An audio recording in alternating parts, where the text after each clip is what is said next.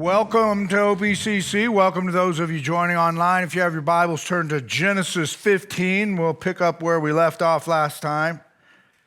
Tonight we have That's a Great Question that Pat hosts once a month. And it's usually at 7 o'clock, but due to the Chiefs game, they're moving it to 6, okay? So make sure that you plan accordingly. Invite you to be a part of that. I saw Mark Brackett, man, came in. Where's Mark at? And Mark, man, he's a new Marine fresh out of boot camp. Come on.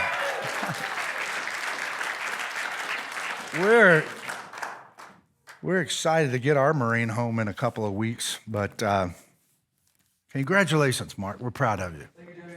Yeah, it's a big deal. I'm kind of getting emotional thinking about my son going across that. Anyway, can we get back on track here? So we left off with Abraham. He's got this incredible victory that he experienced and sort of a celebration he's having with Melchizedek, priest of God. And I gave you guys some Skittles. Remember that? Anybody gave out their Skittles? Oh my gosh. How many of you ate the Skittles? Come on. That's good. I ate mine too. But I had 2 packs. So anyway, if you did do anything with your Skittles, something happens with those. I'd love to hear a story about that. The idea is just kind of to think about how God is consistently moving and giving us opportunities to minister and represent him in the world today. And so today we're going to pick up the further development of Abraham's life, because it's fascinating to me as I unpack the story of Abraham. I've read through Genesis. I can't even tell you how many times I've read through Genesis over the last 30 years.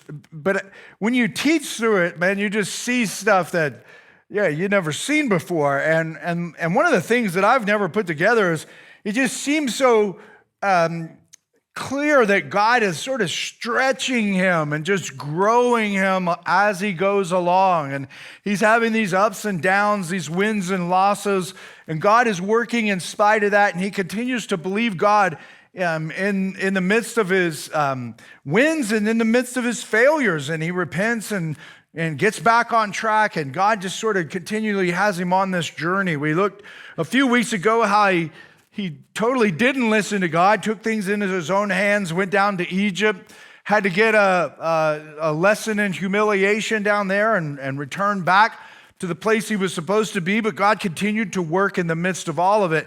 And so as we get here today, we see that he's come off of this high. He's gone through this battle where Lot has been taken hostage, and he goes in to capture Lot, and he takes on all these different kings. I think there's 4 kings he defeats. And so he's coming back, has this victory, and he's back home, and all of the sort of hype of it all is gone. And he gets a little nervous, and we see him, some fear setting in. And so that's where we start in chapter 15, verse 1. It says, "After this, the word of the Lord came to Abram in a vision. 'Do not be afraid, Abram. I'm your shield, your very great reward.'" So he's in this place of fear. He's nervous about what's going on, and God knows he's nervous, and he comes to him and he speaks to him. But Abram said, "Sovereign Lord, what can you give me, since I remain childless, and the one who will inherit my estate is Eliezer of Damascus?" And Abram said, "You have given me no children, so a servant in my household will be my heir." And he starts to have this conversation with God. And it's interesting because up to this point, all we've seen is God. When God talks, Abraham does it. Or Abraham fails to obey and God is intervening in the midst. But now Abraham is talking to God. There's a conversation going on. And so we see a progression in his walk with the Lord and the development of his spiritual, I'd say, discipleship. He's learning how to follow the Lord, and now he's in a conversation with him. And then the Lord came to him and he said, "This man will not be your heir, but a son who is your own flesh and blood will be your heir." And he took him outside and he said, Look up at the sky and count the stars, if indeed you can count them. And then he said to him, so shall your offspring be. So he's in the tent with Abraham. Abraham's in this intimate moment, and God says, listen, come out here, I want to show you something. He has him look up at the stars and says, if you can number those, that's how many descendants you're going to be. And then we come to one of the most important verses in all of the Bible, verse 6, and it says that Abraham believed the Lord, and he credited it to him as righteousness. And I say it's one of the most important verses. It's quoted in the New Testament. We have this doctrine known historically in the church, this teaching that the just shall live by faith. It's in faith alone. And so it's not our works, it's not our performance, it's what we believe. And we see here that Abram believed the Lord and he was found righteous. What did he believe? He believed what God said. And so God spoke to him. I saw a funny meme this week. He said, man, I'd like to hear the voice of God. And the guy responds and said, well, read the Bible. He says, I want to hear the voice of God audibly. He said, well, read it out loud. Right? And so we do hear the voice of the Lord through the word, but Abram actually he's being ministered to by God because God is preserving his word. We have this story of Abram, and it's left behind for us to be encouraged and learn how to grow in our faith. And Abram just believes God for what he said. And so for us, when we do the same thing, when we believe in Jesus, we believe that he died on the cross of Calvary for our sins, and we just believe that, then we're righteous. We're not righteous because we come to church. We're not righteous because we serve. We're not righteous because we give. We're not righteous because we forgive people. You're righteous for one thing. You believe in Jesus. When you believe in Jesus, that he is God in the flesh, that he died on the cross of Calvary for your sins and rose from the dead, you believe that, you're righteous, okay? So that's pretty cool. Like, you stop and think about it, the just shall live by faith, and faith alone in that truth right there. When we believe that, we're righteous. Now, there's a working that righteousness into our lives that determines how blessed our experience on this side of eternity will be, but that's sort of the blessing of God falling on our lives, the favor of God falling on our lives. But if we're going to be righteous, it's just based on our faith and belief in who Jesus is. He also said to him, I am the Lord who brought you out of Ur of the Chaldeans to give you this land to take possession of it. So he reminds him, as he's dealing with this fear and he's dealing with these questions about how this will all come to pass, he's like, hey, don't you remember you were living in that pagan place? You didn't know anything about me, and I came to you, and I called you out of that place, and I called you to begin following me. And so he reminds him, I'm going to give you this land. And so Abram says to him, Sovereign Lord, how can I know that I will gain possession of it? And so he's stretching Abram. Abram is wrestling with what God has said, even in his word to him, and he's trying to grasp it. He's trying to understand it. So the Lord said to him, bring me a heifer, a goat, and a ram, each 3 years old, along with a dove and a young pigeon. And it was important that they were 3 years old because that meant that this was going to cost Abraham something. It was a legitimate sacrifice. You know, this at 3 years old, you're getting to a maturity in an animal. For bow hunters, man, quit shooting all the 2-year-olds. Let them. They want them to get. You want to shoot big bucks, you got to let them grow up, you know. And I like to take let me get back on track, but this is not a bow hunting seminar. This is a sermon. But anyway, these things were mature. They could reproduce. When he says, bring me an offering, bring me a sacrifice, bring me something that's going to cost you a little. And so Abram brings the heifer and the ram and the goat and the dove and the pigeon, and all of these, he cut them in two and he arranged the halves opposite each other. The birds, however, he did not cut in half, and then the birds of prey came down on the carcasses, but Abram drove them away. And so what's going on here is he splits the heifer in two, one piece on this side, one piece on this side, does the same with the goat and the ram, and then he takes the dove and the pigeon and puts them adjacent to one another. And this was sort of culturally, this is how they would signify a covenant. And so both parties would make this sacrifice, and then both parties, as they entered into a covenant, would pass between them. And it was a sign, it was to seal that we are entering into a covenant relationship in this moment. Sounds like a beautiful wedding.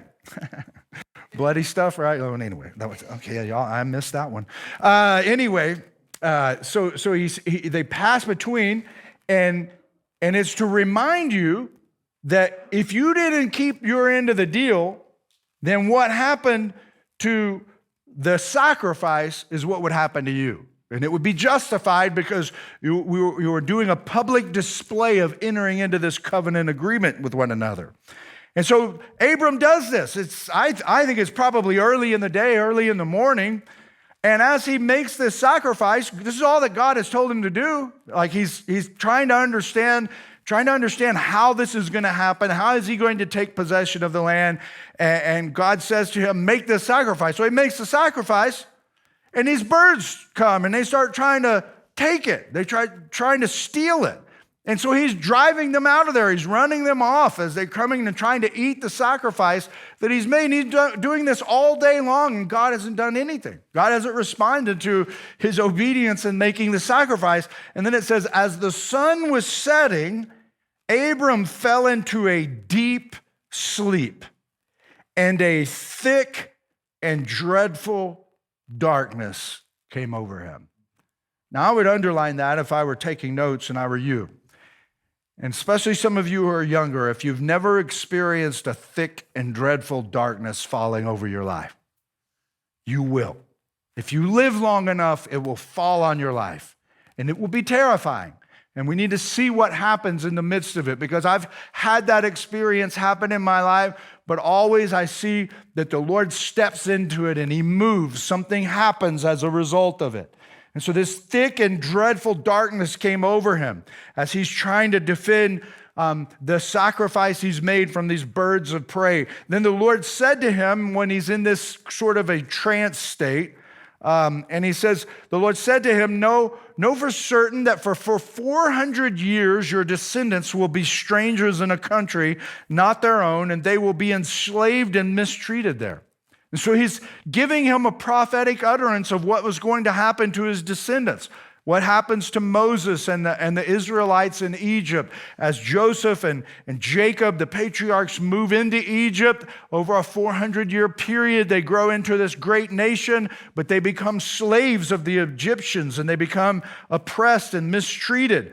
And then it says, but I will punish the nation they serve as slaves, and afterward they will come out with great possessions. So even though they're mistreated, I will come and I will intervene in that moment, and they will become wealthy as they leave that bondage from those oppressors. You, however, he says, will go to your ancestors in peace and be buried at a good old age. Abram, that's not going to happen to you. You're going to live a long life, a good life. And when you die, you're going to go on into the afterlife. There's something I have for you after you die. Then he says, in the fourth generation, your descendants will come back here, for the sin of the Amorites has not reached its full measure. And what's that about? Well, he's telling Abraham, this is how this is going to go down. You're going to grow into a great number of people over a long period of time, and I'm going to tolerate the sin of the people that are living in this land for a period of time. But then I'm going to bring your people back, and they're going to bring judgment on the sin of these people. Now, this is not uncommon for God to do. He's done it. We see God, he is outside of time. He is before time. He has actually created time, and he works inside of time. It says that Jesus, at just the right time, he was born of a virgin. When God said that it was the perfect time, then he came, and there was a judgment that came on the nation of Israel with the arriving of Jesus as Messiah. And we know that God will tarry, and he will come again, and judgment will fall on the earth. When will that happen? When the sin of people reaches its full measure.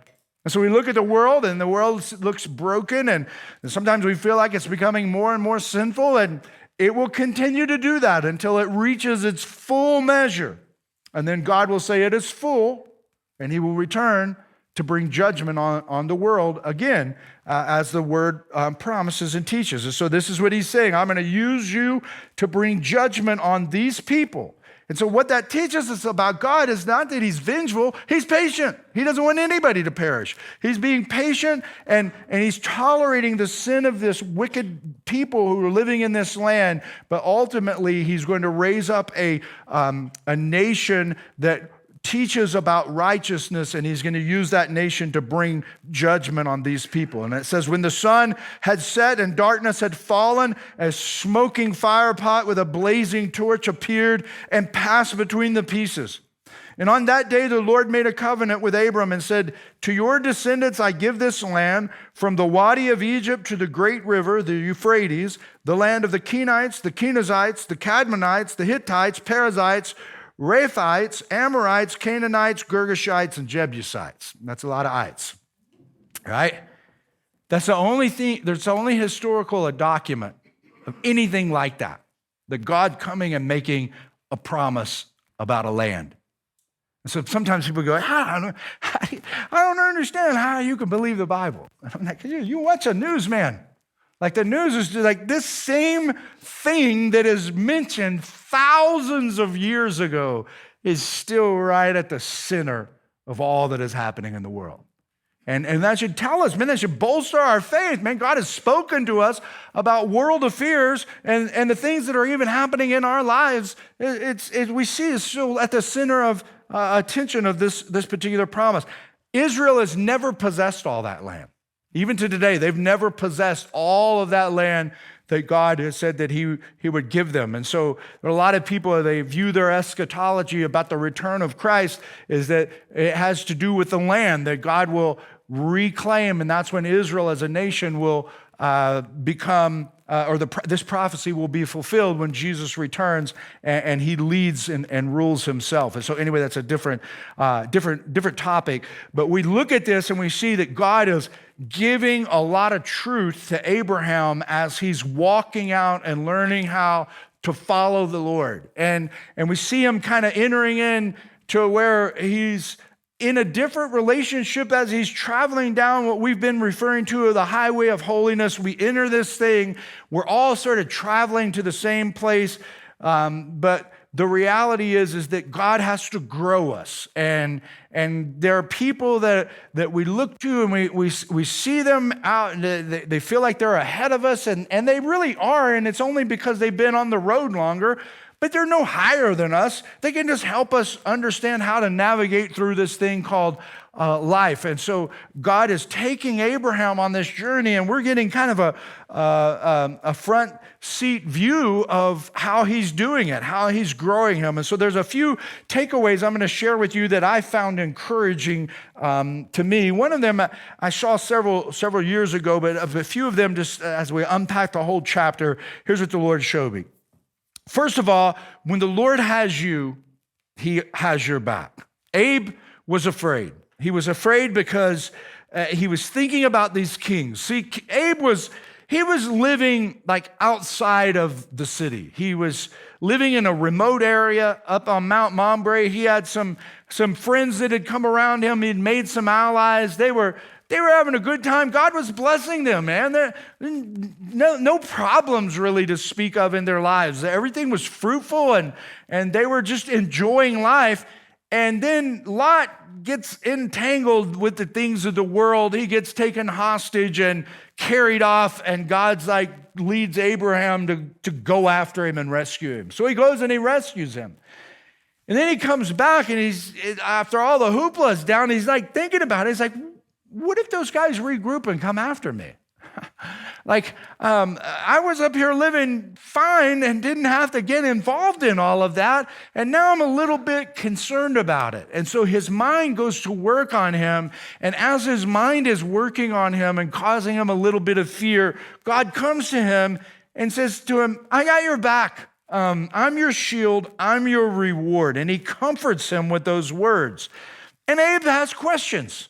And I'm encouraged by this because it teaches us that, man, we can have some questions about the things God calls us to obey. It can make us a little nervous, and we can want to know more from the Lord, and the Lord is patient with us, and he grows us and stretches us. Now, there are things that we can do that are not okay to question God. Like you might fall into an experience where you're suffering for some reason or another, and you take on the attitude of, God, how dare you? How dare you do this to me? When I gave my life to you, I've believed you, and you put me in this position. How dare you do this to me? That's not what Abraham was doing. Abraham was more in the place like, I believe you, Lord, but I don't understand this. Would you help me in my unbelief areas so that I can faithfully follow you better? So he's sort of questioning him in a posture that is bent toward him, that wants to stretch, wants to grow. He's not mad at God. He's not angry at God. He's not pointing the finger or shaking his fist in the face of God. He's humble, and he's just saying, God, I want to know more. I want to be able to follow you in a way that pleases you and honors you. And so he thinks, he's saying in his mind how his mind is working.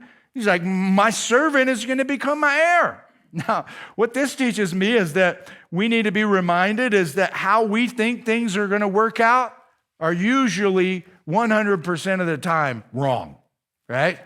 It just never works out that way. He's thinking in his head, it's going to have to be that he's my heir because I don't have any. I'm an old man. I can't have kids now. And God steps in and he says, no, he is not going to be your heir. Somebody that your wife gives birth to, a child of yours, is going to be your heir. And he steps in and tells him that's not how it's going to work. And so what we see from this is that a lot of times things don't work out like we think that they're going to. I'm reminded of several of you that I've even talked to over the years, and we've prayed and agreed to pray about things, and we petitioned the Lord, and it doesn't feel like anything's going to happen, and then it maybe even feels like it's sort of dead, and we're moving in a different direction, and then all of a sudden God answers the prayer, and we're not really ready for him to answer the prayer that he answers in the way that he's answered, and we're like, wait a minute. And I've told some of you, listen, when God answers your prayers, it's usually not the way you think he's going to answer them. And you have to be okay with that. And you have to trust him in that. And so God says to him, no, it's not going to happen like that. You don't draw up the plans. You're not sovereign. I'm sovereign. You see, we get in this place where we often want to ask God, here's the plan. I've got it all lined out. God, will you do this? And God's like, no, why would I do that? That's boring. Like you don't even know what you're doing. You don't know what's going to happen. You don't know any of this. And you certainly don't know how you need to grow. And if I do all of that the way that you want me to do that, you're still going to be stuck on the side of the road on the highway of holiness like you've been the last 10 years. And so, no, I won't do that, right? You say, but I will do it this way. And you say, okay, that's what you got to do. You got to have faith and believe God and just say, well, okay, if we're going to do it that way, we're going to do it that way. And that's what God said to Abraham. It's not going to be Eliezer. It's going to be somebody from your own relationship with Sarah. There's going to be a child from her womb, and that's who it's going to be. Come out, look at the stars, and I'll show you how many descendants there are. And he says, I believe you, God. I believe you. And then he reminds him, didn't I bring you out of this place, the land of Ur? And didn't I bring you and tell you that I was going to give you all this land? And so we see in this that, man, all the Lord asks us to do is believe him. And that makes us righteous. But what about living it out? What about experiencing the fruit of the land? Because now he takes him and he's going to take him outside and tell him, didn't I give you the land? And this is my second takeaway. You never know the power of evil until you start to fight against it. Like, you'll never know it. Matter of fact, some of you are like, no, I don't have anything evil happening in my life. It's because you're not fighting against it. Like, when you start fighting against evil, you will start to experience the power of evil in your life. And the more effective you are at fighting against evil, the darker evil will get around your life, and the more strategic it will get to try to trip you up. And so like when you start fighting against it, this is a quote from C.S. Lewis. I just absolutely love it. You never know the power of evil until you start to fight against it. When you do that, man, you're going to be aware, geez, this is not easy. A lot of people think, well, I'm broken. My life is like a mess. Yes, I need Jesus. Save me. And then you think it's going to be easy. No, man, you just entered a war. Like you just finished. I guarantee you, Mark will tell you he thought it was going to be easy to be a Marine, but he wouldn't tell you that now, would you, Mark? and I'm gonna, what's crazy about that is that now you are a Marine, but if you got called into battle, you would learn why that boot camp was so difficult, is you'd be engaged in a war. When you sign up with Jesus, you're getting on the highway of holiness, and you're not taking a tour on Route 66 to go sightseeing.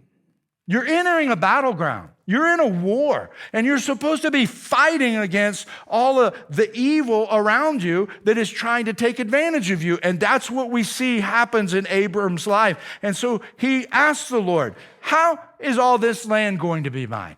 How is this going to be mine? I don't understand how that's going to happen.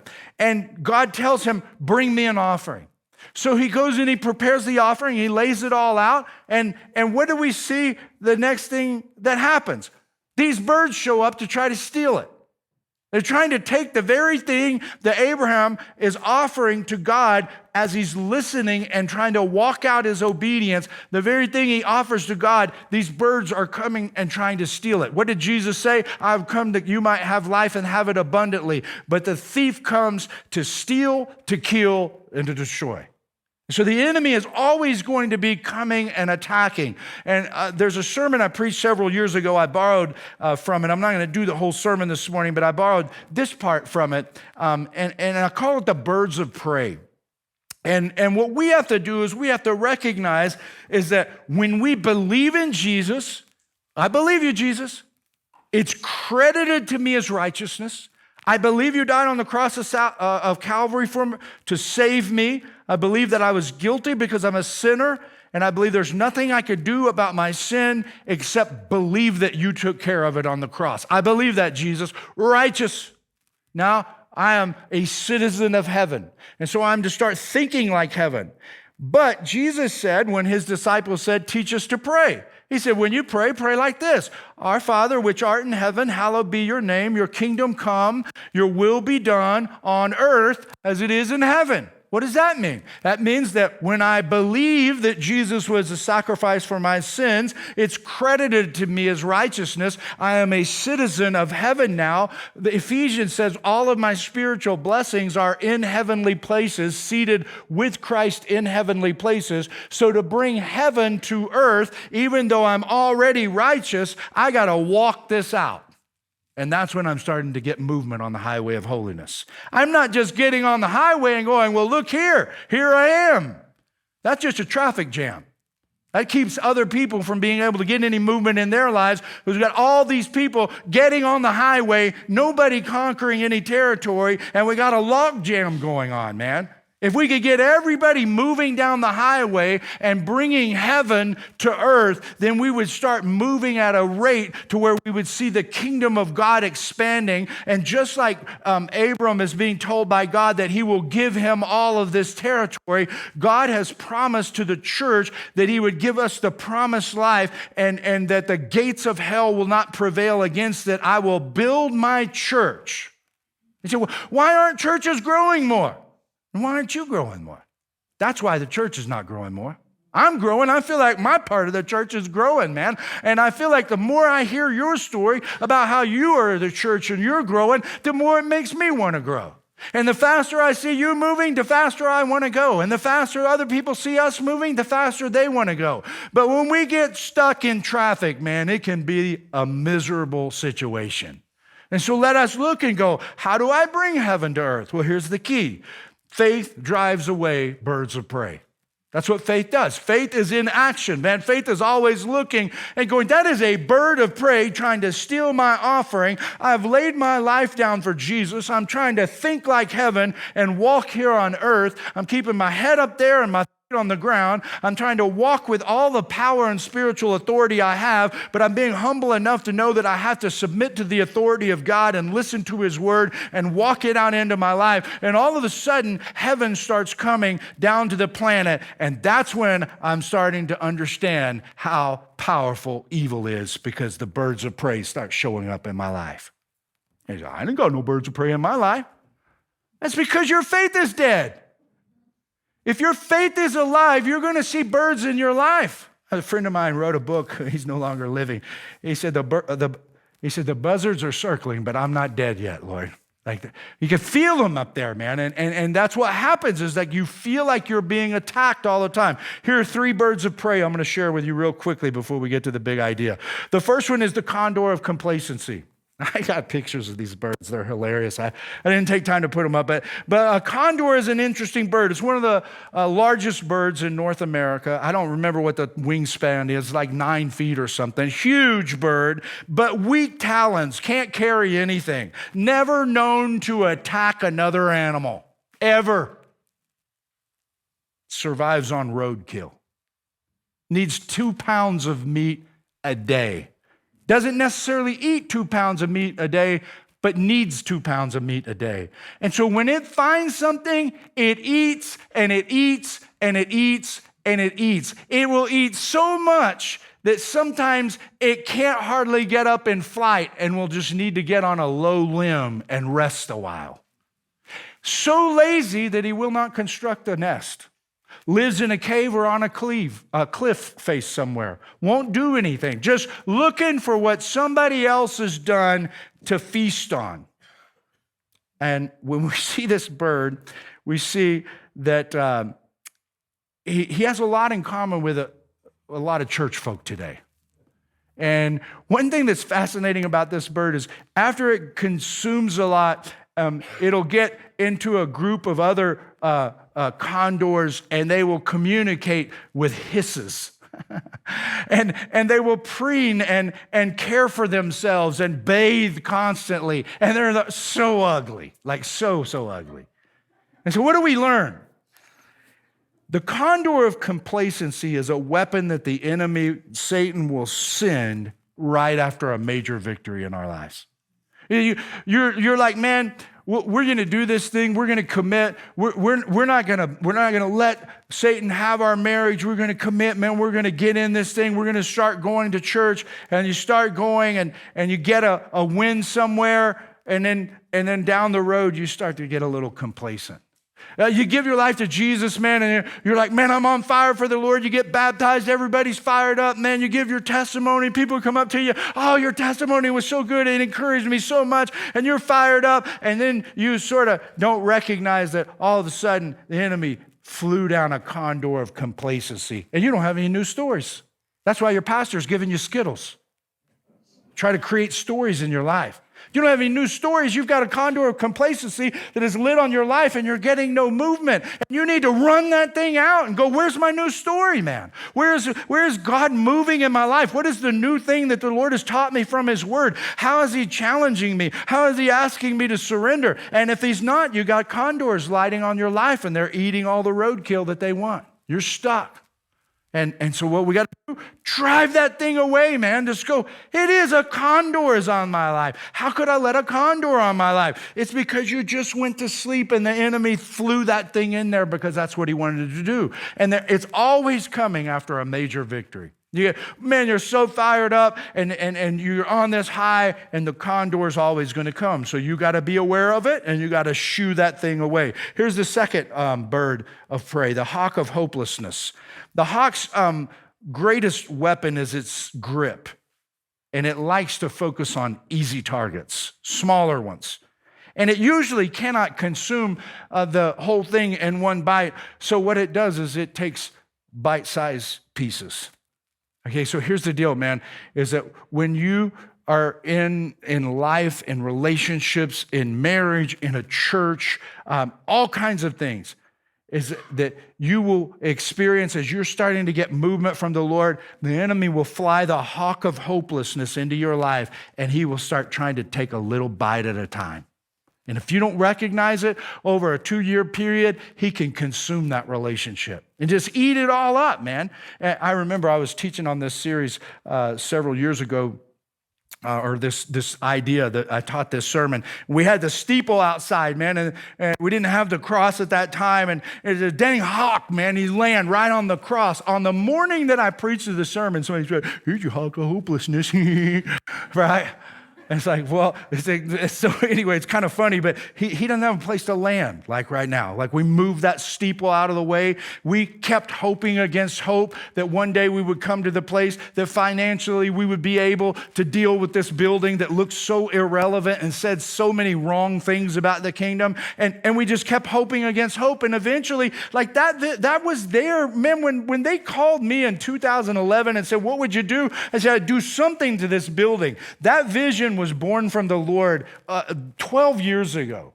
But it took years before that actually came to fruition. And what did we do? We just kept hoping against hope. That's what Abraham did when the hawk of hopelessness was flown into his life. And he's trying to take it out one bite at a time. What does he do? He talks to the Lord. "I don't understand. How is this going to happen? Is it Eliezer? No, it's not Eliezer. I told you what the promise was. Believe it. I believe it, Lord. But how is this going to happen?" And he continues this conversation with the Lord, and the Lord just keeps working truth into his life. And that's how you do it. You just keep hoping against hope until God gives you enough information that you see the next thing to do. You take that step and you shoo that bird out of your life. If you don't, he will eat your marriage.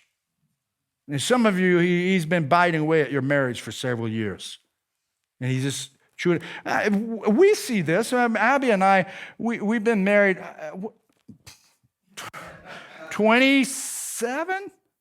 27 years in a week or two, the 14th. Hey. We've got to a point where we can recognize the enemy's trying to eat one bite at a time. And we can start, this is an attack.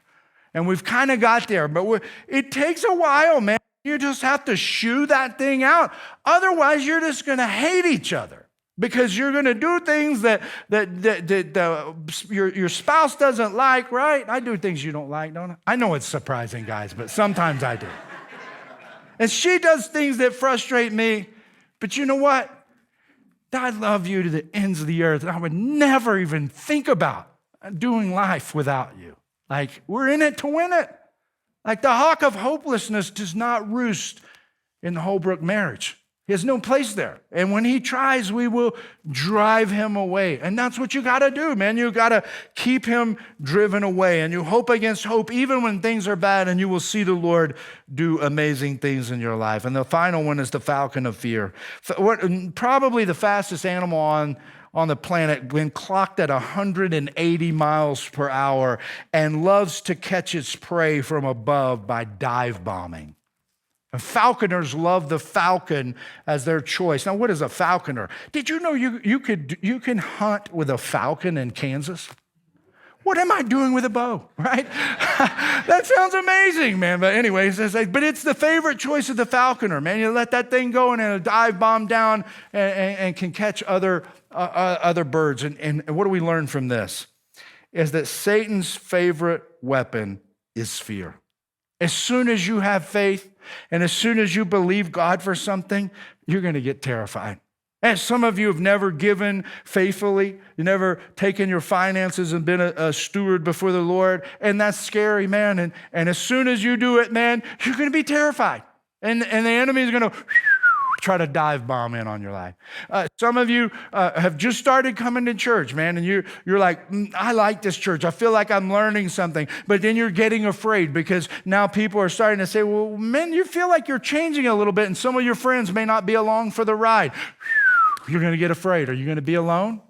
What if you stand up for the Lord? Are your friends still going to be in relationship with you? And maybe you're a high school student and you're worried about that. That is the falcon of fear trying to light on your life and trying to take what God has for you. And so he's coming down. He's trying to take the sacrifice. You lay your life down on the altar and say, here it is, Lord. And the enemy comes and he tries to snatch it away. And what we have to do is drive it out of there. Drive it out of there. Fear will come out of nowhere and hit you like a bullet, man. It's happened to me. I'll have something happen. I'll say, we're going to do this, man. We're going to step out in faith and do it. And all of a sudden, man, you just start getting nervous. Like the next day, you're like, what have I done? And then you have to be reminded, man, the Lord called me into this. This wasn't my idea. I could tell the Lord was leading me in it. Sometimes I'll wake up in the middle of the night, my heart will be beating, and I'll be worried about something. And what I do? It's the falcon of fear, man. He has no business in my life. So I go to the living room, I get out on the floor, and I pray a simple little prayer. Lord, I am afraid right now, and I know I should not be afraid. Don't let me be anxious. Help me to get up from here and go back to bed and go straight to sleep. And then I say amen. I go get 2 Oreos and a glass of milk and go back to sleep.